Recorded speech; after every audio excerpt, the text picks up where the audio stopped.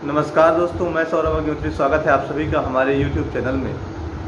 हम बात कर रहे हैं मध्य प्रदेश की, तो आज उसी कड़ी में हम बात करेंगे मध्य प्रदेश की सृजन पीठ के बारे में। अक्सर MPPSC या फिर मध्य प्रदेश के किसी भी एग्ज़ाम में एक प्रश्न पूछा ही जाता है कि मध्य प्रदेश में कौन से सृजन पीठ कहाँ पर स्थापित हैं। तो इनमें से लगभग आपको यहाँ पर 9 सृजन पीठ के बारे में ध्यान देना पड़ेगा कि कौन सी ये सृजन पीठ जो है कहाँ कहाँ स्थापित है और इनको किसके नाम से स्थापित किया गया है और किस विश्वविद्यालय में स्थापित किया गया है। कुछ सृजन पीठ ऐसी भी हैं जो कुछ विश्वविद्यालयों में भी स्थापित की गई हैं। तो जैसे पहली जो सृजन पीठ है, हम अगर शुरुआत करें तो जैसे पहला नंबर है प्रेमचंद सृजन पीठ। तो प्रेमचंद सृजन पीठ कहाँ पर हो सकती है, आपको दिमाग लगाना है। तो प्रेमचंद, अब दिमाग में आना चाहिए प्रेमचंद सृजन पीठ बोल रहा है। अब विक्रम बेताल की कहानी आप लोगों ने पढ़ी होगी। तो विक्रम जो था, एक बेताल नाम का जो एक भूत था, तो कहते हैं ऐसा कि उससे बहुत प्रेम होता था दोनों का। ठीक है, तो ऐसे आप याद रखिए कि विक्रम यूनिवर्सिटी जो है उज्जैन में, तो विक्रम यूनिवर्सिटी जो उज्जैन में है वहाँ पर है प्रेमचंद्र सृजन पीठ। तो पहला कौन सा याद रखना है, प्रेमचंद्र सृजन पीठ विक्रम विश्वविद्यालय उज्जैन में स्थित है। उसके बाद दूसरा है आपका निराला। तो निराला कौन होता है, तो ऐसे दिमाग लगाओ कि जो भोपाल में रहने वाले लोग होते हैं वो बड़े निराले होते हैं, निराले प्रकृति के होते हैं। तो वहाँ पर आपको ध्यान रखना कौन सी यूनिवर्सिटी है, बरकतुल्ला।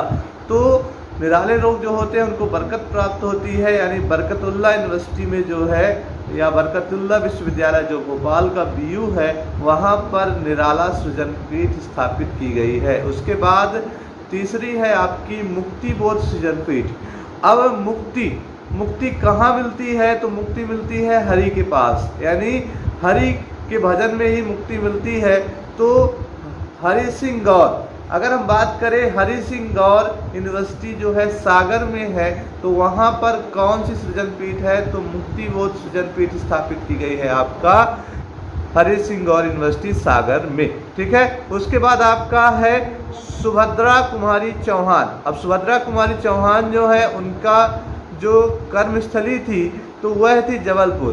तो जबलपुर में कौन सी यूनिवर्सिटी है, तो रानी दुर्गावती विश्वविद्यालय में है सुभद्रा कुमारी चौहान जो सृजन पीठ है। तो कहाँ पे आपको मिलेगी देखने के लिए, तो आपको मिलेगी रानी दुर्गावती विश्वविद्यालय जबलपुर में। उसके बाद नाना साहब देशमुख सृजन पीठ।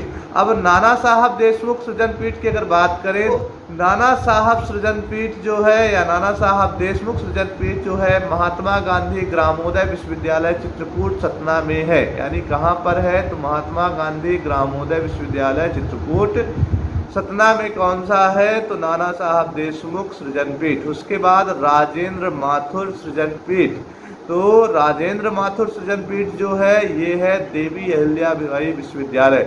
तो राजेंद्र माथुर सृजन पीठ कहाँ याद रखना है, बार बार बोल रहा हूँ, आपको कहना है देवी अहिल्याबाई विश्वविद्यालय इंदौर में। उसके बाद आदि शंकराचार्य सृजन पीठ पे, तो शंकर जी के से संबंधित यहाँ पर 2 ज्योतिर्लिंग, एक मिलेगा उज्जैन में, एक मिलेगा ओंकारेश्वर में। तो ये कहाँ पे मिल जाएगा, आदि शंकराचार्य पीठ जो है कहाँ पे मिलेगा, तो आपको ध्यान रखना है ओंकारेश्वर खंडवा में।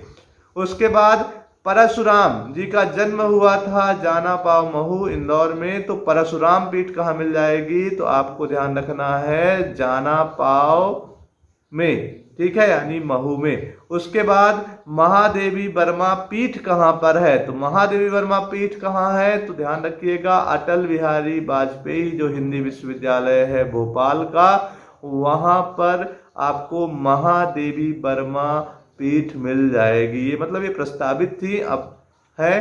तो मैंने आपको 9 बताए हैं, जिसमें से 6 सृजन पीठ, 3 पीठ बताए हैं। तो जो 6 सृजन पीठ हमने आपको बताया है, तो प्रेमचंद्र सृजन पीठ हमने बताया आपका विक्रम विश्वविद्यालय उज्जैन, निराला बताया आपको बरकतुल्ला विश्वविद्यालय भोपाल, मुक्तिबोध मैंने बताया हरि सिंह गौर सागर, सुभद्रा कुमारी चौहान मैंने बताया है आपको कहाँ पर, रानी दुर्गावती विश्वविद्यालय जबलपुर।